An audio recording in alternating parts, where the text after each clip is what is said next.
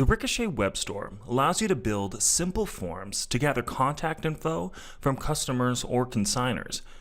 You can customize the form to gather any needed info, and when a customer or consigner fills out the form on your site, the info will be sent to the email address attached to the store account, or whatever email is showing in the store details section under Admin and Preferences. Building a form is very straightforward. In the Web Store page editor, start out by collapsing the Basic and Extras section, so only Forms is showing. This isn't necessary, but it makes the whole process a little easier.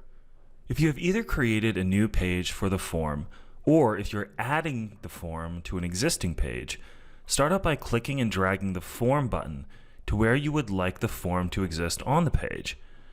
Before you unclick and drop the button, make sure that you're seeing a green line. A yellow line means you're adding it to a pre-existing content box, and it may distort the layout of the page. The Form button by default will include fields for name, email, phone number, and a larger text field for a message. You can update the label in case you would like to change the title of any of these fields. And by clicking the input box, then clicking Settings in the Style Manager, you can set a few additional options. You can make the field required by clicking the Required checkbox. This way you can make a field like email or name required to submit a form. You can also change the type. So if you are putting in a phone number, you could change the type to numbers, so that way only numbers can be added into this field. If you're adding in the email field, you could change this to email, which means that this field will not be submitted unless an @ has been added to it. You will also see fields for name and placeholder. Placeholder is text that will appear in the input box until a user starts typing in this field. Now, normally placeholder text is used to prompt the user of what to type or how to format the information. So if you wanted to prompt a user to format their phone number in a certain way, you may want to type in a test phone number into the placeholder field. Lastly, there is the name field, which is normally just the label that will only appear in the email when it comes to the store once the form is set. But the name field will be a necessary field. If you click back to the Open Blocks Manager, you can see the other options available to customize the form. The input field will allow you to add an additional input field. Same thing with the text area option. Select will allow you to add in a drop-down menu with a list of preset answers. The checkbox allows you to add a checkbox option to your form. This will also be the only option that does not come with a label field.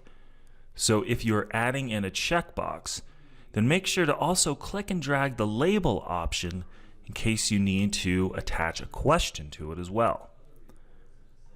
To add a drop-down menu, simply click and drag the Select module to where you would like it to be listed in the form, making sure that the green line appears before unclicking.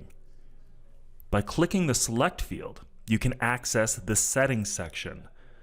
Start out by giving the drop-down menu a simple name, then clear out the text in the Options window and type in all of your answers, just separating each answer by line. If you need to give yourself a little bit more room, then click and drag the lower right-hand corner. And of course, you can choose to make this a required field. The checkbox will allow you to add a checkbox and text to the form. This is commonly used as an opt-in tool. If you'd like to ask your customers or consigners if they'd like to be included in a mailing list, then a checkbox is a great option. You can add a label field in case you would like to ask the customer a question, or simply type in the question or statement into the label field for the checkbox itself. You can choose to position the label field before or after the checkbox, and by clicking the checkbox itself, the Settings section will allow you to make this a required field or already checked, and is also where you can add a name for the field. Once you have completed your form, you can click Save Page, Now you can go to your website and view your form, noting that if also you would like to update the text, font, size, or color, that can be updated in the typography field back in the page editor.